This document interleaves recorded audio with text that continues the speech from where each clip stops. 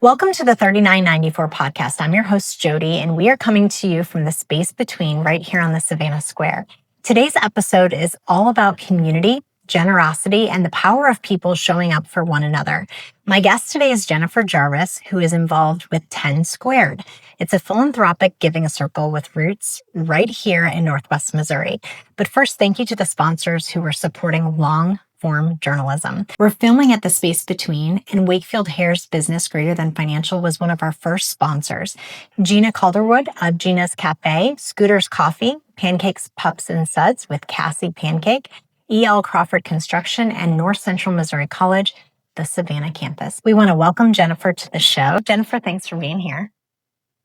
You don't want to talk today, do you? I just don't like to talk on camera, so it's just awkward. Listen, pretend like the cameras aren't there, right? Right. And it's just you and I. We're just having a conversation in this beautiful living room, right? Right. Okay. Jennifer, for folks who haven't heard what 10 Squared is, can you give us kind of the elevator pitch? How does it work? Sure. So basically the premise is the goal to get 100 people to donate $100 quarterly with minimal effort on their part. So you get 100 people to write a $100 check 4 times a year. You infuse $40,000 into your community with zero overhead. So basically what happens is the group gets together, listens to 3 presentations from various groups, and then the people that attend the meeting get to vote on which group receives the funds. And if you get 100 people to donate the $100, you give that group $10,000. So the idea is to basically pool your funds to make a larger difference. So as one person, you get $100 to this organization, 100 to that organization, and the impact isn't as large. That's incredible. So tell me this, how in the world did you get involved, and does Clarence Green have anything to do with it? He definitely has everything to do with it. So I worked with Sarah Chamberlain on the Safe Haven Baby Box. When we were working on that, Clarence was involved in some of the meetings and attended some of the opening ceremony and things like that. And he prompted me 3 times probably in various conversations about, hey, this great organization, 10 Squared, I'm a part of it in Nottoway County, and my wife's a part of the women's group in Nottoway County. You should start one in Andrew County. And I was like, I don't really have time to do this. I don't really have time to do that. Wait, why? You just have a 2 and a 4-year-old? Yeah. Oh my goodness. Easy peasy. I just needed something else to do, right? So he finally convinced me to do it. And I started with a Facebook page and kind of tried to solicit some friends to join me in probably March of 25. And I was like, I'm going to wait till 3rd quarter and see if I can get 100 people on board before the first meeting. I wasn't successful at that, but not being from here, I don't know as many people as other people. So Clarence was like, just go for it. I was like, okay, fine. So we did our first quarter meeting in 2025, 3rd quarter. I had 20 people. So 20 individuals wrote a $100 check to give $2,000 to the Avenue City School for preschool. And the $2,000 was distributed among the preschool students for like a scholarship type program because it's not state funded. The parents pay for preschool. That's amazing. I love that. That's so cool. Okay, but Jennifer, you actually have like a full-time job and, like I said, a 2-year-old and a 4-year-old. So tell us about where you work. I work for Missouri American Water. I'm a project delivery engineer. So I manage different engineering projects. Okay, well, I've heard it's a great place to work. Is that true? It is. Like, what makes it so great? Because everybody talks about how it's such a great company. They're very family friendly. They're oriented towards family. Like, I left work today to come do this, and then I just go back to work, and they're very community involved. The people are great. The work environment, the culture is amazing. That is so great. And you're not originally from here. So tell us a little bit about your backstory. So originally from Edwardsville, Illinois, went to school for engineering in Rolla and got a job offer with MoDOT as a construction inspector when I graduated college. So I moved up here after college and stayed at MoDOT for 9 years before I went to Missouri American Water.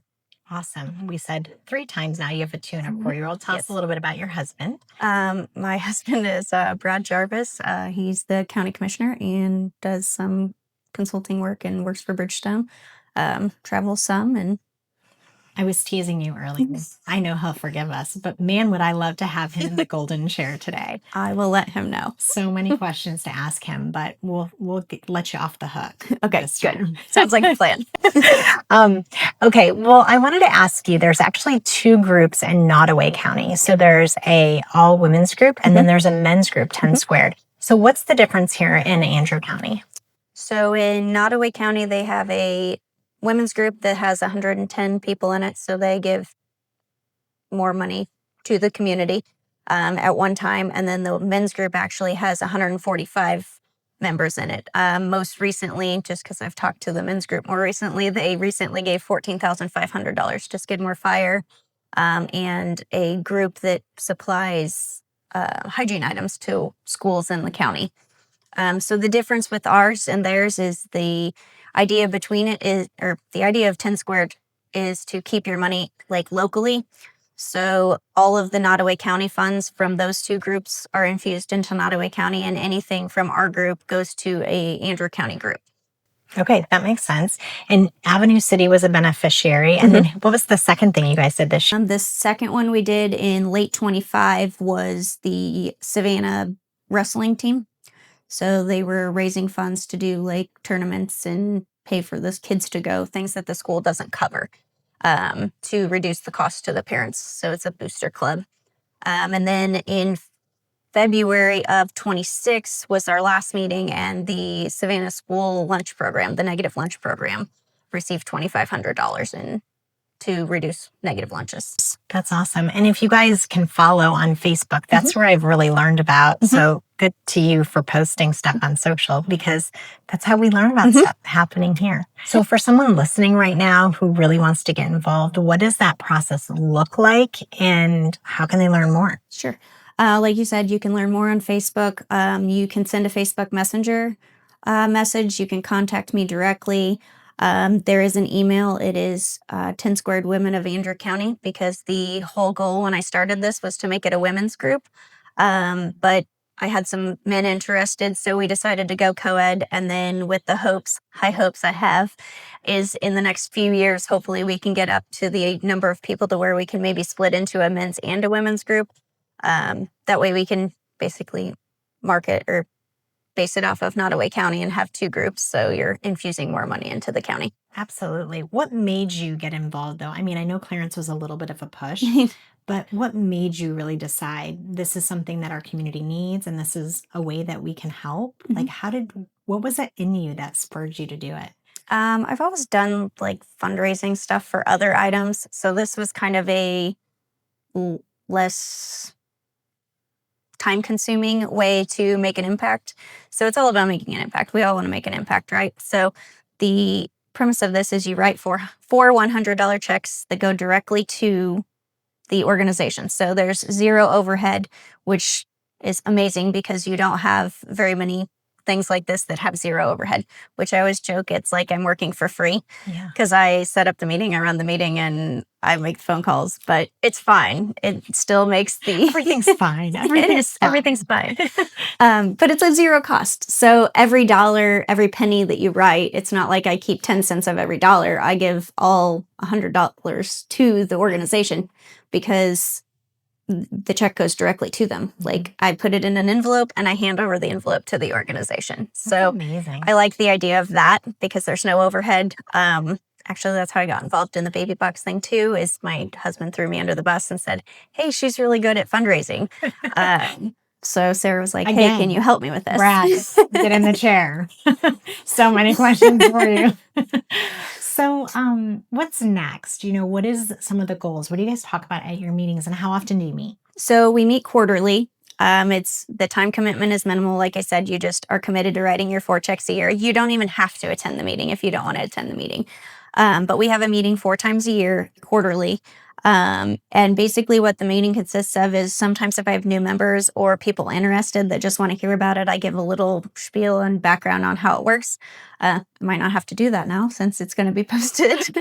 But I'll give a little spiel on how it works, introduce the 3 nominees, and then each nominee gets 3 or 5 minutes to talk about their organization and what they would use the funds for. How do you come up with the nominees? Do you guys brainstorm? Nope. Actually, the nominees are 100% nominated by members. So any member in the group, they can send me an email with the organization and the contact information to the person that leads the organization, and that's all it takes from the members to nominate.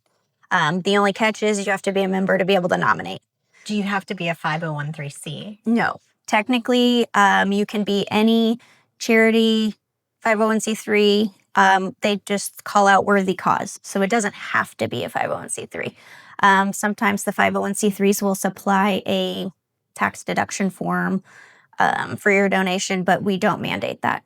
So we do talk about that a little bit in the meetings as well. Okay, so give us the scoop. Like, do you have 3 for this next quarter? I have a pool. So the nominees go into a pool and they get randomly drawn 2 weeks before the meeting.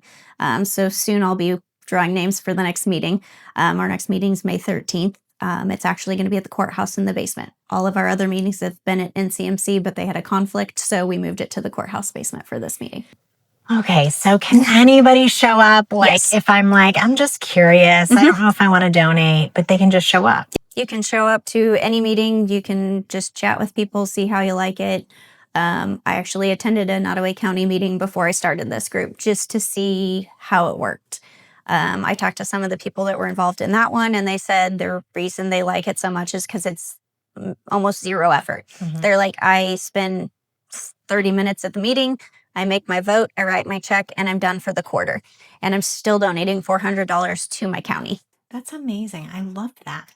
So tell us about if there's a local nonprofit that's listening today and they're like, we could use the support. Do they go ahead and find a member, or can they just write to you individually? They can find a member to nominate.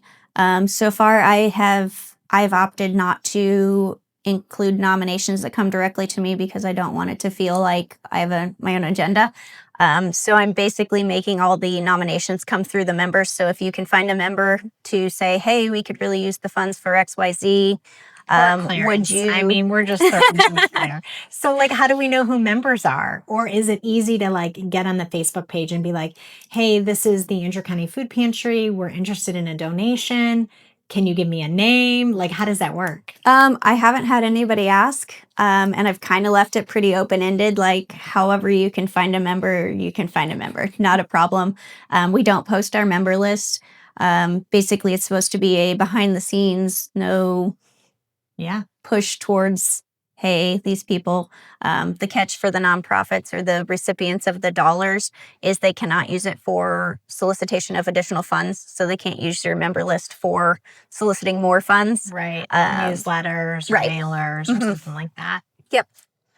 So they can go on the Facebook page. I'd say you can look at my following list and maybe figure out the members, but there's actually like 194 followers and we only have 25 members. So I'm hoping between this and the continued meetings that we have and handing out donations that hopefully we get some additional members. And I guess members, if you don't care to like not be anonymous, then the best thing for you to do is maybe comment on the Facebook post and say, you know, or put your name out there and so that nonprofits can find you. So Jennifer, what if there's somebody out there today like myself who thinks, okay, $100 4 times a year, really, what is that going to do? What would you say to that person? That if you join our group and you pool your $100 4 times a year with everybody else's $100 4 times a year, we actually are making a pretty significant impact. I mean, the $2,500 school lunch program that we just did, I mean, we basically negated the $2,500 out of their negative lunch program. Yeah. And the crazy thing about the school lunch program, I was a recipient of free lunch when I went to school in elementary and high school and middle school. But if you get free and reduced, I mean, it still costs the families money. And so if they do have a negative balance or even even if they're not and, reduced lunch, if they just have a negative balance because maybe their family's fallen on hard times, such a great worthy cause. So, gosh, thanks for being here today. You're welcome. Thanks for having me. Yeah, absolutely. So this is why I started the podcast, for these kinds of stories. We want to thank Jennifer Jarvis again for being with us on the 3994. She has shown all of us that when a community decides to show up, really show up, incredible things can happen. To our listeners, if you want to get involved with 10 Square or learn more, we'll have those links in the show notes. And if you love what we're doing here on the 3994, share this episode with your neighbor, your coworker, your cousin, I don't care who, because Northwest Missouri's story, it really starts right here. And I love sharing the heart of our community. I'm Jody O'Brien. Thanks for listening, and we'll see you next week.